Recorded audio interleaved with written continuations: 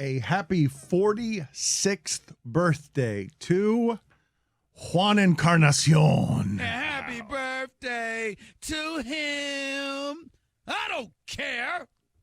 Good luck. Billy, I thought that was going to make you happy. I thought you were going to go 3, 2, 1. Yeah, but It's then 4, 3, 2, 4, 3, 2, 1. Yeah. Fine, by the way. Man, that was fun. Yeah, the last live game that we did with Mike Sure, we found out that he's in some legal trouble over some sexual misconduct. Oh, possibly no. with minors. Oh, no. Wow. Yeah. Ouch. Happy birthday. I thought I was throwing you a happy birthday thinking that you would be radiant, and your face, you look like you'd stuck your face in a garbage can. Yeah. Wow. No wonder Stephen A. acted like he did. How did Stephen A. act? He didn't care. Like he didn't care. I mean, Right. Half-hearted. He's ahead of us, actually. Right. Stephen A., we're all just waiting around. Life is just something to be lived between Wednesdays at 10 a.m. when Stephen A. goes against Chris Mad Dog Russo. Not surprisingly, Chris Mad Dog Russo had some opinions on Calvin Ridley. We have this is the first time, the gambling money streaming into everything sports. And we talked to the CEO of DraftKings, who told us that one of the happiest days of his life and the life of the business was when the NFL said, yep, you can be an official league partner, because gambling became legitimized in a way that it never has been, because you can't have these Calvin Ridley situations where already in the playoffs last year people are wondering if a whistle's being blown because a point spread is being manipulated. And the integrity of the game, the integrity of the results does matter. The integrity of the game, but the integrity of the result matters when you're talking money. Calvin Ridley has been suspended for a year, and the reporting is that it's a handful of parlays. He bet on the Falcons to win in Florida on the Hard Rock app that Mike Ryan misses desperately because of how much he enjoyed. He went to the Hard Rock to spend a weekend there to celebrate the fact that just gambling was opening to Florida. And now it's just all proxy. With friends that live in DraftKings states. Love you, DK. We'll only mention other services just as frame of reference for news and context. Wait, so this is Doggy getting the news because this news broke while he was on the air. So he had first crack at it. I mean, it is amazing. You love Doggy with first crack at something. Yes, I do. Let's go ahead and find out what it is that Mad Dog Russo had to say. The NFL that is in bed with the gambling industry, in bed, anything to make more money. That's all they care about. Anything, make an extra buck. They got Mariucci doing commercials, for crying out loud. Don't bet more than you can. It works the NFL Network. My God. Yet Ridley gets thrown out of the league for a year. Come on, Raj, please. Don't be a phony. Don't be a phony. At least acknowledge the fact, you know what, it's hard for us to throw Ridley out for a year when we make a fortune with gambling places. And if you think that Roger doesn't put a couple of bucks down once in a while, you think again. You think, well, hold on now. If that's the case, why don't we eliminate all the boxes at the Super Bowl? Everybody plays one of those dopey boxes. That's gambling. Yeah, it's a game of chance. That's gambling. You don't think Roger with his $45 million house in Maine doesn't go up there, well, he's not there, but, somewhere along the line, Raj doesn't have a relative. If you think that, you are smoking. He's got more boxes than you can trick a stick at. What does that mean? It doesn't matter what He's it means. right. We all know what it means. He's got more. Does Raj, put it on the poll, Gamble, does Raj have more boxes than you could shake a stick at? My God! Why are we shaking a stick at things? What does that expression mean? He's got more boxes than you can trick a stick at. That seemed reckless at Roger Goodell. Who? You put an extra L in there? You put an Goodell? I was trying to think of another name, like what his brother's name would be, the gambler. John Goodell. My God! The look on your face after you realized that you put an extra an L in the middle of Goodell. Hey, you just made a mistake, too. That a boy.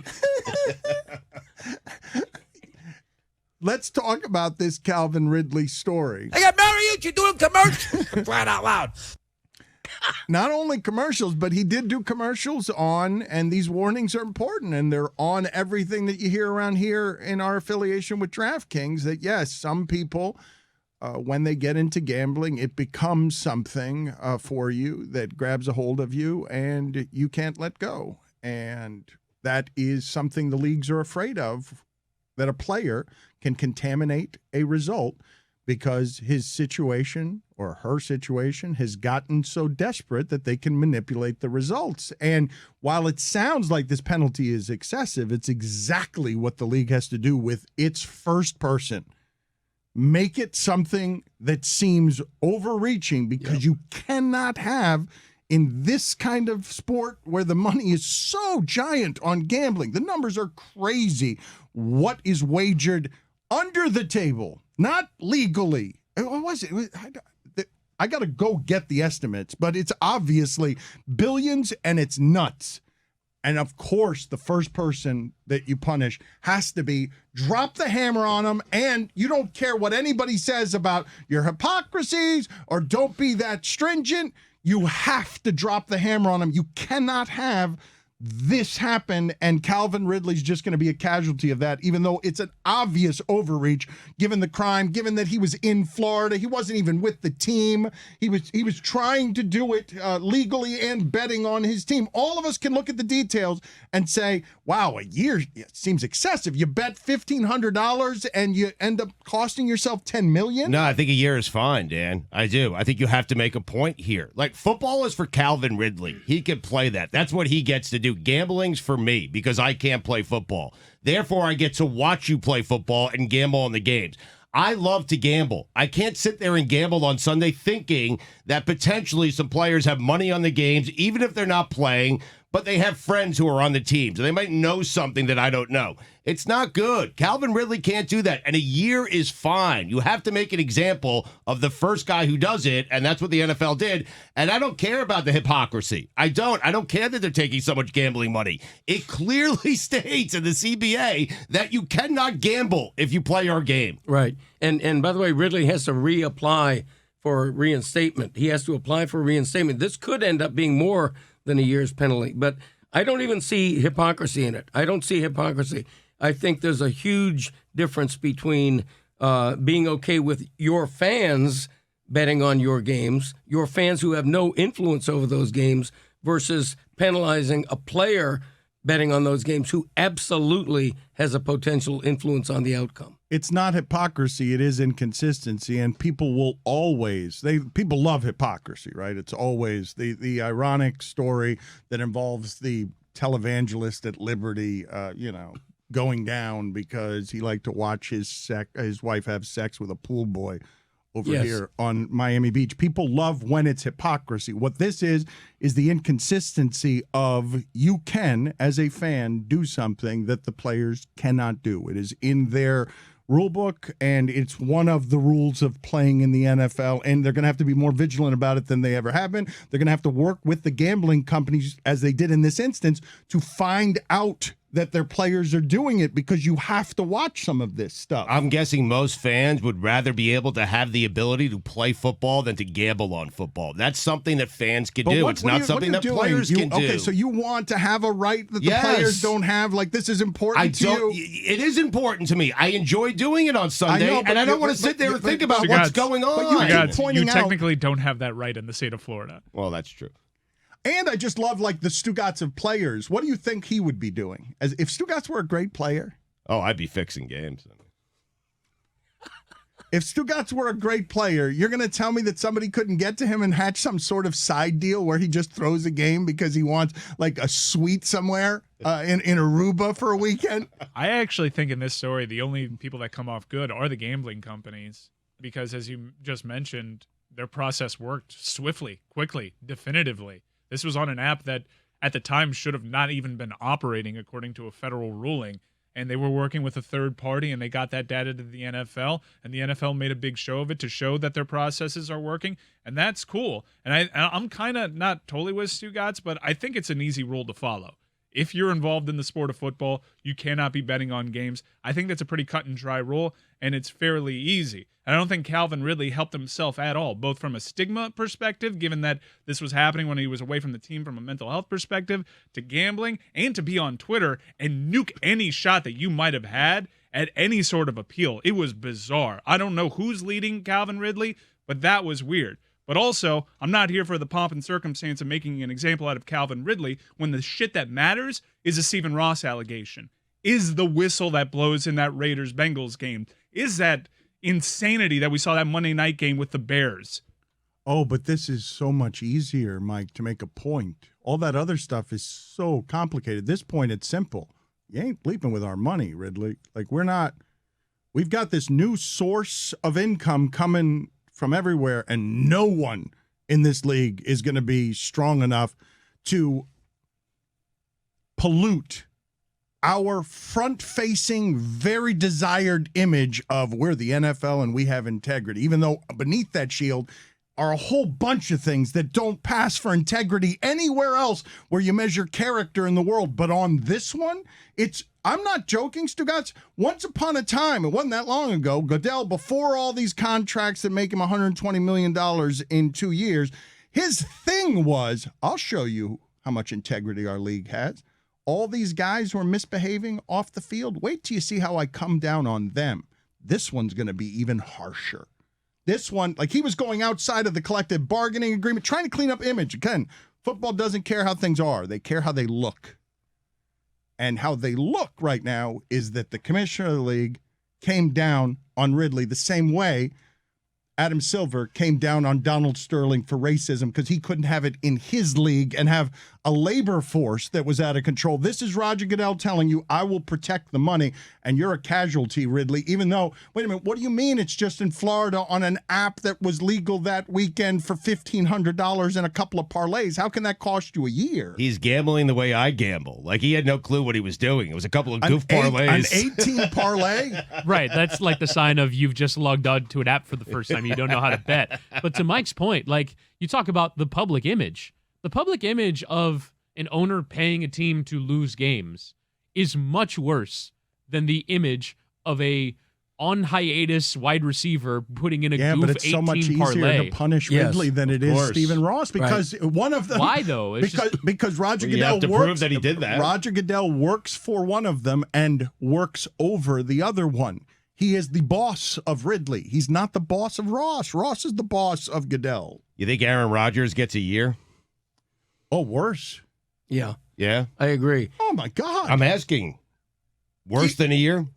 If might be thrown out of the sport. Because he affects the outcome of the game. You want to turn this one into, is there different treatment for different players on different You've things? got some takes today. Mm-hmm. You want to turn it into that? Like, I was just asking a question. No, but That's you were what we asking do the here. question because you were asking for permission to have the take that it would have been different for. You weren't sure whether you could have the take, and so you were asking permission. I'm not telling you what to think, Dan. I'm just asking if you'd like to think. That's it. You always are. It helps Goodell and the NFL that it happened to be a pretty big star, Calvin Ridley. I know he didn't play the whole season last year, but he's a good receiver, a very good receiver. If it was the backup long snapper who gets suspended for a year, it's not the same news story. So I think that feathers Goodell's I'd go stance. a step further on that because this was weeks in the making. There were some reports that some teams called about trading for Ridley, and the Falcons were like, "Nah, man, something's coming up here that you don't want to trade for this." I'd go a step further that if the NFL has two of these that it's investigating, and the second player is less famous than Ridley, that would not have been released yesterday. It's going to be Ridley. It's not going to be a long snapper. Like if they want to make the point on this was inevitable. And all of this serves the NFL, weird as that is to say, because the reaction is chiefly, well, that's not like really gambling. That's not gambling like dumping games. He bet on his team. But the NFL is saying, there ain't going to be any of this. We are sending a league-wide memo right here, and it is written on a year of the career of Calvin Ridley. Right. It's zero tolerance policy that they're announcing from a soapbox with a bugle, and it's also not only zero tolerance but harsh penalty. This is make no mistake, this is a felony in the eyes of the NFL, not a misdemeanor. There was a player in a game I actually did this weekend for Sporting Kansas City and MLS who was just reinstated from a gambling suspension where he was actually betting on games that were involved, teams that he was coming up against. And he's back, and it's more vulnerable there because I just looked up his salary. He made $81,375 last year. Those are the people you have to worry about, not the guys making $40 million or even Calvin Ridley making $11 million. It's the guys who actually have something to gain from gambling profits as opposed to guys yes, money is money, but if you're making $40 million as Aaron Rodgers, you're probably not going to throw it all away to earn your friends a few quid. You also have to worry about the sports equivalent of insider trading, where if you have a goalkeeper is the most likely to have an easy effect on a soccer game. If you have a goalkeeper making $81,000 and he's going to guarantee to his millionaire friend that he's going to manipulate this game, that we will lose this game because I'm going to let in 2 goals that I shouldn't, that's who you have to worry about, is not the direct bet by the player, but the insider trading. Was it necessary to go quid there? It was not. It needed to be said. Thank you, Dan. It's a little flourish at the end of what I'm saying. You make a few quid. But I believe it's a flourish that makes everyone who was listening go, you know what, Whitty, you were fine until that one syllable derailed everything you said. You had to nail the dismount with a gymnast flourish, and then you thought you nailed it with quid, and now everybody's like, to make a few quid, was that necessary? Little showy. How many NFL players do you think are placing proxy bets right now? This minute? Well, the sport's off, but I want me know to that it guess an works. exact I know number? that the system works if Calvin Ridley logs on to a local app in which sports betting is legal and he places the bet himself. But I imagine the number would make you uncomfortable with how many NFL players are placing bets via proxy. Yesterday's local hour had Antoine Walker telling you, and you can see the denominations we're talking about when he says, I couldn't play with Michael Jordan. He was playing $20,000 a hand. I only played 4 or 5 a hand. And he said, when I asked him, did you have a gambling problem? His response was, no, it's competition. I don't know that there are a lot of places where this is more likely to be a problem than among the people who are perpetually rewarded all their lives for being competitive. I don't even, as I've grown later in life, I've come to realize that competitive is not an attribute I want to have inside me. I don't think it's healthy. So you started a media company? But I don't want to compete against. I'm not interested in competing against others. I'm interested in mining our own space so that we can do what may everyone else have great success. I don't want to conquer and fight people. I just want to be able to continue to do this thing we do. But if you're talking about except for Outkick the Coverage. We can fight them. That's fine. We want to bury you. It's in our mission. What happens when you fight a shit stain? You just get covered in shit. You can never win. You just keep getting shit on you, and it's still a stain. And you keep fighting, and now you smell like shit, and you got shit all over you. You think you'd stop? Look at all that shit on your hands. But these people, they're very competitive, and they don't view competition as a problem. And then you're up where Antoine Walker was, $800,000 in debt. How did it get here? Casinos coming after you. And it's not a big step from there to, hey, Antoine, in this game, can you miss a couple of free throws? Can you keep this a little closer just on the point spread? And I don't know how, this point spread stuff is maddening to me, because yesterday I tried to make a legal bet through a proxy on the Heat Rockets game, which was at 16.5. The Heat were minus 16.5. And as I made the bet, it spit it back out to me through my proxy. 17. It's not 16.5 anymore. It's 17. Line changed. Oh, that one. Unfortunate. Damn, son, you're moving the lines, huh? Did you see the score of the game? I saw they were down in the first quarter. I was glad I didn't bet it. Down 15 at one point. Push. 17 points exactly. God. Wow. They know what they're doing, Dan. Wow. Imagine that. Just a couple of points. A couple of points either way, and you've got a contaminant in your league that you cannot have. And I wonder, as we talk right now, off the top of your head, everyone listening to me right now, go ahead and give me all the year-long suspensions that you've seen. Never mind about $1,500, just so that you understand that, yes, of course, they threw the entire prison at him. They threw, for what all of us would shrug as a crime, like, wait a minute. Is this just the equivalent of an NBA ref trying to gamble in Vegas? I'm not sure even if that's allowed, Stugotz. Never mind gambling in sports books. I'm not sure if NBA refs are allowed to be seen in casinos, because there is just this giant money around the sport, and just what can be found in the fringes of this stuff accounts for millions and billions of dollars being transacted if you can make the result of a game go a different way. Arch Leister is serving an indefinite ban. So it ended up being a lifetime ban. And in the 40s, there were a couple of examples of people fixing the NFL championship game. Oh, forgive me, though. I wasn't even talking about gambling. I'm just talking about suspensions throughout sports. A-Rod got a year. He got a year for for lying nonstop and steroids and fake kicking, or just creating a scene of ridiculousness. Meta World Peace got 73 games. Not quite a season. Not a goof parlay, what he did. If you want to go way back, I think Paul Hornung of the Green Bay Packers was suspended at least a year. Yep. But also gambling. Alex Garris as well. Yeah, gambling. Okay, but I'm asking you. So they're following the precedent of yesteryear? No, my point is not on gambling. My point is, look at all the other things they protect as the league that is iron-fisted diligent about we over-punish our players. You ain't going to find a lot that come with this penalty. 4 games. 8 games. Hell, man, rape accusations, Stugotz. Like, you don't get a year very often. Yeah, Ray Rice got 2 games.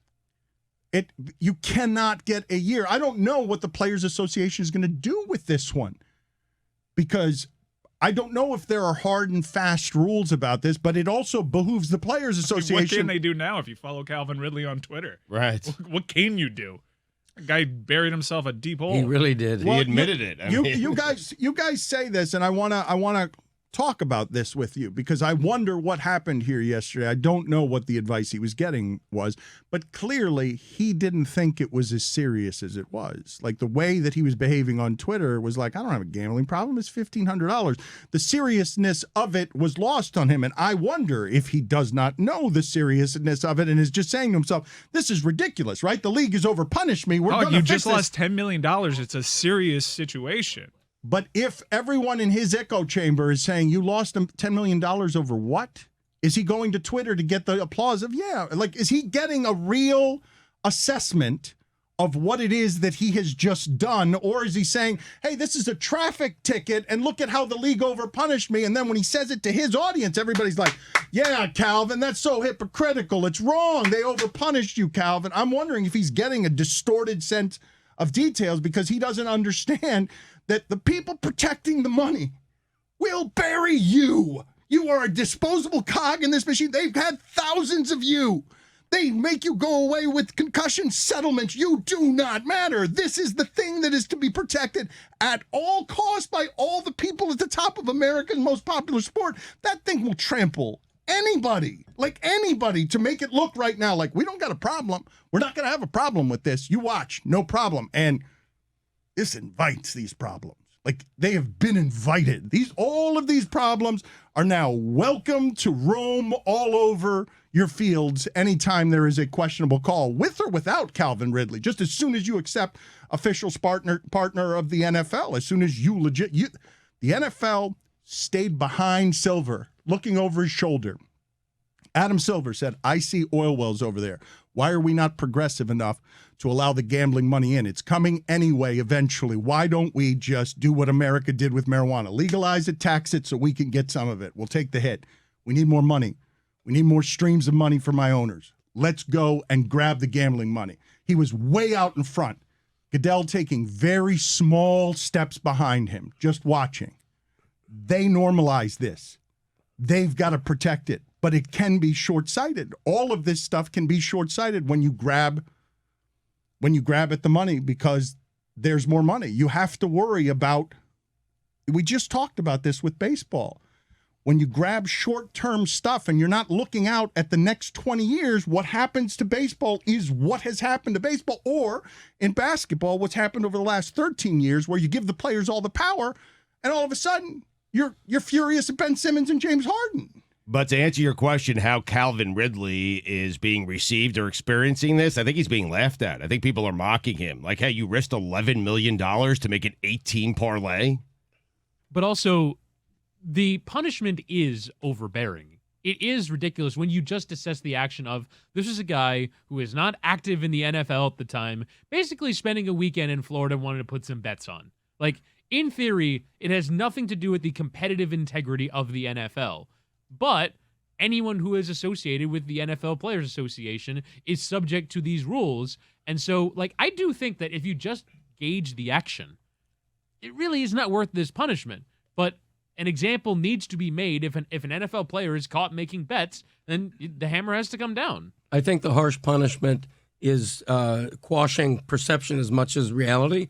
And I think it bears repeating that this is at least a 1-year punishment, suspension. He's got, if 11 months from now, when he's applying for reinstatement, the climate of the league or the whim of Goodell is that, no, we're going to continue to make this statement, then he's going to sit out 2 years. This is what I would say to you when you're protecting this amount of dollars in America's most popular sport, and there are very few things that can undermine you. Brain damage, paralysis, nah. There are very few things that can actually undermine this beast. When the NFL decided, conservative as it is, to follow Adam Silver down this path, the NFL, I am certain, had many a meeting where they said, and what is our first punishment going to look like? And I am sure that they were hoping for a test case like this one. Give me something small. Give me something that's not fixing a game. Give me a player that's famous enough, but not too famous. Right. And give me a small crime so I can hammer the hell out of that crime and send a message to every one of my players in my league that a meeting and a memo will never send, that a message that an agent can't convey on my behalf. An 18 parlay, you're right, is perfect because you can't control that. You have to control 8 different games. I mean, it's a perfect scenario for the NFL. And the player is perfect. He's the perfect level star. They don't want to lose Patrick Mahomes. No. To this punishment, but they don't care about Calvin Ridley. Calvin Ridley saying on Twitter, I bet $1,500 total. I would have had the NFL PR people ask him to do that for me. Yes. Yeah. Like, just keep making this smaller and smaller and smaller so that everyone can see how serious the NFL is making sure that someone like Calvin Ridley will be expunged. 1,500 on bets that are nearly impossible to win. I mean, an 18 parlay. Put it on the poll, Guillermo. Have you ever won an 18 parlay? I know this is something we could probably check to see if he's telling the truth, but generally when someone admits how much they've lost in gambling, they're making it sound a little better than it actually is. Not that I'm speaking from experience with my wife, but Right. it's something I've heard that people sometimes, if they say they've lost this much, they've probably lost a lot more than that. Right. It's absolutely true. If the cop pulls you over because you're straddling the line and he says, how many beers have you had? And you say 2, Jesus. He doubles that. I'm just saying. But why? Not that that's ever happened to me. Right. And it hasn't lately. You would say 2, though? I mean, I would say 2 is the go-to. I think everyone says 2. Yeah, and then the cop triples it. I think Over like 5 hours. Every cop who's ever had a sip, heard, I have said. you been drinking? And the answer is 2 drinks, might as well immediately throw you in jail. It's always 2. 2 means 4. Yeah, because 1 seems like you're lying. Come on. 1. This is the same segment where Stugotz brazenly admitted he'd be fixing football games. It's just like, matter of fact, we moved on. You didn't stop on that. It's been in my head for 20 minutes. He just openly admitted that he'd be fixing football games. Your shot that could be bought? He has decided that in an age when everyone's trying to make their little piece of real estate on ownership of new takes and thorough innovation, Stugotz has decided many times over many years, you know what? I'm going to have the take of being more immoral than everyone else. I'm just going to admit it. No one has a monopoly on immorality in the sports media that is still allowed to work. Thank you. It's an open lane, worked out man. well. It's an open lane. He is on the Autobahn going 130 miles an hour. There is no one else here, and Stugotz doesn't look around and wonder why there's no one else here. But yes, he totally admitted for a suite in Aruba for a weekend, he would dump a game if he were a place kicker. Just openly admit to criminal behavior. Like the criminality lane, wide open. But you say you In a hypothetical situation, of okay, course. I Yes. see. You said Whittingham, and this is, look, there's so many permutations of this that you're going to see over the days, that when this happened yesterday, I was remorseful that we had not talked about it before, because this is so ripe for contamination. Stugotz, you just got done watching the NFL playoffs. Do you realize, as Whittingham says, well, a $40 million player isn't compromised the same way somebody who needs the money is. Do you realize how easy it would be to get to a kicker in an NFL game, given the playoff games you just saw? The playoff games everything was decided by 3 points. Everything. Mm-hmm. The NFL is guarding against that. The NFL wouldn't have even wanted to punish a kicker today, because then everybody would be like, oh, wait, what? It's that easy? I can manipulate it. A guy misses a couple of extra points. Oh, yeah. Yeah. The worst punishment for the NFL would have been a Patrick Mahomes level star, and the second worst would have been a kicker. Right. Because they can manipulate outcomes of 2/3 of the games. Plus, there's an amount of money that would mean something to a kicker as opposed to Patrick Mahomes. It could. Right. I mean, there's also, think about the long snapper and the holder in that situation. The long snapper, in some ways, you almost have to be more vigilant about key figures like that, where you can very easily screw it up. It's defensible, but it could very easily alter the outcome of the game or the point spread. John Denny would never. If I were drawing up for you what the NFL, the player, the NFL, and the crime would want to be punishing, it would be something like this. This was best case scenario for them. Like, if it was going to happen, this was the best case scenario, and they came down hard because they had to. Yeah. Long snapper messes up one, okay, but kickers can mess up 3 kicks in a game and don't make that much money. And long snapper, if he messes up 2, he's not even going to be allowed to do it anymore. No, kickers got field goals. They have extra points. I mean, they can really affect the outcome of a game, of course. And they need money. More so than anyone else in the NFL. I mean, Evan McPherson made $1 million last year. I mean, I feel like, how much money are they going to be putting there on are backups. Given to the what I'm pointing out and what Stugotz is reaffirming is the idea of it shouldn't be that cheap to get into the portal of where you're affecting something as big as a result where there is a lot of money. And kickers are value. If you're looking for kickers are value on, well, if I can get to that guy, then I can kickers, pitchers, closers.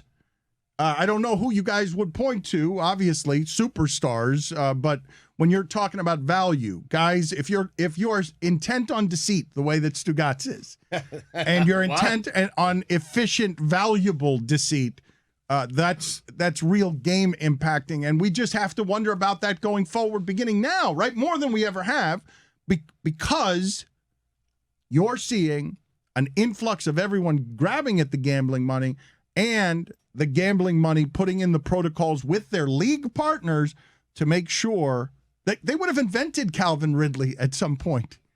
They would have figured out a way to invent the character to put in front of America, like, don't do this, the same way that Mariucci's writing on a chalkboard in a commercial telling you not to gamble too much because it's dangerous. They need something like this. Oh, February will do, after the Super Bowl, after we get past the big game. And in the offseason, when in the NFL, no real bad news in the offseason. It doesn't even matter it doesn't even matter if it's Kaepernick or race relations. There's no real bad news. Just keep the machine being fed until we can get to the games. And when we get to the games, nothing else will matter. But now in the games, inevitably, you're going to have questions, right? More questions than you had 12 hours ago. And the NFL is like, okay, let's do this quick. Let's get this over with. Right. Let's get this over with. Let's get this in front of everybody. A year, we mean business. And let's send Right. it throughout everyone in our league. Hey guys, look, this can happen to you too. Look, it just happened to Ridley. It on vacation in Florida, trying to do it the legal way as the entire world changes and stuff gets normalized. Let's have somebody who can be a symbol. I love people on Twitter like saying he did a parlay. It should be allowed. Like we should allow parlays. Like a 5-game parlay because it's such a sucker's bet should be allowed. I feel like it should be. I feel like the 18. If there's a bet that you should be allowed to make if you're an NFL player, it should be the 18 But parlay. it makes sense that they don't have that. No, it seems like just a flat rule they should have. The book laughs at you when you do that. I think the CBA, they should negotiate that. 18 parlays are fine. Right. Dumb bets are okay. No, but 18 parlays, Calvin Ridley can't affect 8 games. Can I get you down to 6? 16 parlay. What's the biggest parlay you guys I have love ever a won? 4-gamer. I've won a that's great. 6-teamer one time through a proxy. Is that a teaser? Different No, ball game. just a 16 parlay. Ooh, Nice. impressive. No hedging? I've done a 6-gamer and you get to that 6th game. I've done that a bunch, but you never hit the 6th I've game. won a 12er, but it was a progressive, which is like I'll worry about slots 2 through 12 later on. But I got a great feeling about the San Francisco Giants in the back end of this doubleheader right now. Are those all money lines? Yeah, Yeah. usually. All favorites? I mean, I don't win them often. Yeah, so usually favorites. Yeah, I'm heavy saying favorites. once you get to 9, 10, or 11, you're betting a safe bet late in those parlays. Oh yeah, right? always. Do you remember all the details of the 16 parlay that you hit? Because if I ever hit one, I would never forget. I only remember the ones that I lose. I remember that on the 6th one, I thought I was going to lose and had that terrible feeling of you got the 5 of them and you're going to lose. And Shoulda like hedged. crazy stuff happened at the end of the game that allowed me to cover. So the reason I remember it is because of how rare it is to feel anything that good. The 16 parlay They're so in tempting. life. Yeah, like you put them in, it's $50 to win, $3,200. It's so tempting. Like $50, $3,200, you never win. Stugotz, may I ask you a personal question? Yeah. What's your single biggest loss? Hmm. It doesn't even have to be like Your money wife's- that was out of your account. It has to be like, oh, I was riding futures all season long, and the money that I could have won was huge. Because there's one for me. I'll give you time to think. The New York Giants Super Bowl victory over the undefeated Patriots. Right. That entire year, I was so married to the fact that the Patriots were going to go undefeated. Every week, I was just they're going to run the table. Patriots championship. I was just investing in their future. And it got to the point that there was like $7,000 on the line with that Super Bowl. And all the Patriots had to do was win. Oh. All they had to do was win. Why did you not hedge that, though? What are you talking about? I was like in college. I didn't know what the hedge was? I couldn't afford a hedge. Right. You put all your money on that It was all parlay? like $15 juicy increments where it's just like, wow, plus 700 for them to go undefeated. Then a couple weeks pass by, plus 500 for them to go undefeated. It's just tiny increments, juiced all the hell because who goes undefeated in that sport? And by the end of it, you're looking at this. Why hedge? It's like the actual money loss in this situation is maybe $250. I don't really have like I bet games mostly straight up, and I do the goof parlays. But I bet a lot of money straight up on the games. Like You didn't take a bath. You didn't. There's not a game that sort of. I've taken a bath that before. Of haunts course. you. Like, what are your memorable gambling losses? Because I have one that involves like but the Patriots before they were good, and I had the point spread, and I'm trying to remember. Who was the quarterback of that team? I don't remember, but the quarterback was dropping back to pass, and I had the game won. I knew it was won, and I had not accounted for a safety at the end of the game. And just as soon, like it did not even dawn on me that somebody would run 20 yards backward into the end zone and get tackled. And I just did like this quick disorienting math because I just simply had forgotten about the safety. And I was like, oh God, I just lost the game and the ball. Like everything just got lost on counted money. I was making bets. I was making bets with the money I had won in that game because the thought of a safety did not dawn on me. I once was. It's as if I was learning the rule for the first time. Sounds like the quarterback threw the game, although I can't prove it. Didn't happen to me, but I was with somebody that at a WrestleMania lost Oh That's no. on WrestleMania. Lost No. over $1,000. That's bad. On No. The Undertaker. That's crazy. when the streak Lesnar was match. ended. Oh, yeah, no. the Lesnar Wow. match.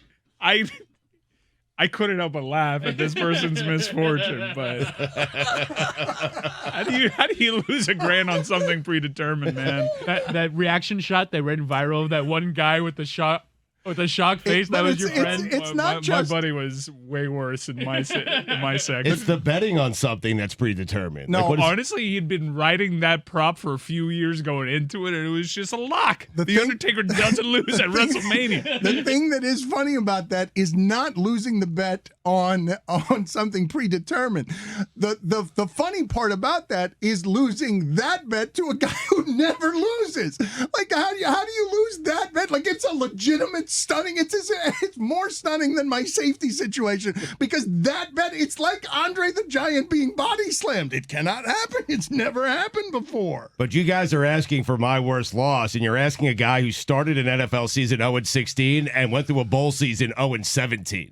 I mean, I've had plenty of them, 33 to be I exact. mean, technically, my worst loss was last season. It was just a terrible better last season. I couldn't get the sport right for the life of me. Are any of you able to bet basketball successfully this season? Like any of you seen anything? Because all I do is get things wrong. Just perpetually. Everything I think is going to happen, something different than that happens. Because I'm not studying, and this, you have to do this in basketball. I'm not studying back-to-backs and the amount that fatigue actually affects these games because I don't know how James Harden, after playing a game last night, decides to run stadium steps. I don't know how tired these guys are toward the end of this season, flying all over the place and playing in these games. That's my most recent bad loss and frustrating loss. I went to that Sixers Heat game, a little extra juice. You have Harden there, and I bet the Sixers, they were getting 5, and I'm like, that seems like a lot. And then James Harden doesn't play. Have to check availability before games. Have to. Like the pregame How about press you just conference. play, huh? More than ever, right? Yeah. Well, that's an easy way. That is an easy way to fix a basketball game. Get a line before LeBron sits out last night. Get whatever the line was on the Lakers before, because somebody knows the information of someone's going to sit before. This is why I think I don't know what's going to happen in sports coverage. I do not know if Caesars and DraftKings and everybody else are going to be able to get in the game of the insiders, but all of them are becoming the news insiders are all becoming free agents at the same time. This summer, all of them, their contracts are up. And I wonder how much negotiating, as ESPN tries to make its way into the gambling space, how much ESPN is going to have to allow Kirk Herbstreit to also work for Amazon, which is, they don't do much of that, in order to not lose their people because they don't want to have to pay them $10 million, $15 million a year. But they have done it. Like Jay Billis did it with CBS for a while calling college basketball games for ESPN. So there is a precedent set there. It seems ridiculous to spend this much money on all of these broadcasters. Does it not? No. Really? Just you need names. You want names. I wouldn't do it.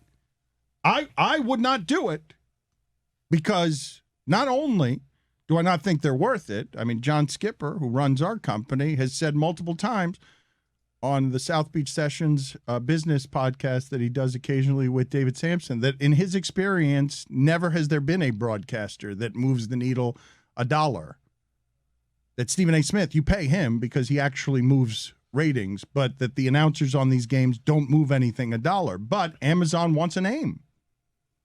And it's period. It's not comma. And Amazon gets whatever it wants. They got a name, the NFL. I think I do think that they need a game for the broadcast. They need to legitimize themselves as a broadcasting entity because despite having soft trial runs and alternate broadcasts, they've never had the standalone broadcast rights before. I know it would matter to me. Good luck, though, with these leagues because Amazon has all of the freedom in the world to do whatever it wants with that broadcast, but the NFL is arrogant about this stuff and has a right to be. So it only allows its product to be disseminated the way it wishes it disseminated.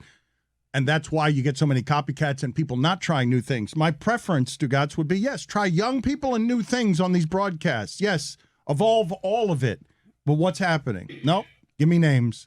Give me names and broadcasters people recognize, because we're in the golden age of individuals having content strength, and I need Joe Buck because Amazon's getting in the football business and they want Herb Street. Herb Street doesn't want to leave ESPN. Herb Street does want more money and more visibility.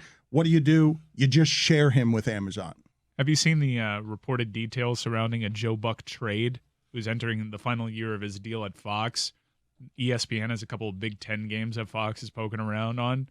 I wonder what the tipping point is on negotiations, because they can have Minnesota Northwestern. Wasn't there a trade on Al Michaels and the original animated inspiration for Mickey Mouse? Well, no, not Mickey Mouse. It was like it was like Steamboat Willie. It was Oswald the Lucky Rabbit or something like that. Yeah, but it was like it was derivative or an inspiration, and it had value to Disney. First noise we heard from Greg Cody right there. Well, I can't wait. I can't believe Eisner. I was waiting for that, and look at how creaky it came out. You want to try it again? I can't go. Eisner. Oh my God! I'm seeing an ENT soon. It's one of your signature moves. I know. Is the Eisner, and you love to talk about Steamboat Willie. And when I get my my drunk Mickey voice back, I'm gonna bring back Mickey ranting about stuff like Steamboat Willie, because he did start with Steamboat Willie. That's what created Disney. There's no Disney today if it weren't for Steamboat Willie. Our friend Marty Smith was also rumored in trade talks one time, and Ian Dark and Katie Nolan were also subject. I was going to ask you talks. about Katie. I think there were some reported details on Katie. I don't know what was true. She talked about it on Bill Simmons' podcast. Nolan to Grantland in exchange for Ian Dark, the soccer commentator. Apparently, the whole thing fell through when Fox asked ESPN to include NASCAR reporter Marty Smith. Wow. So Marty Smith nuked the Katie Nolan deal. Put it on the poll, Guillermo, please, at LeBatard Show. Did you know that Marty Smith was the deal breaker in the Katie Nolan deal? And a gas bag to be named later.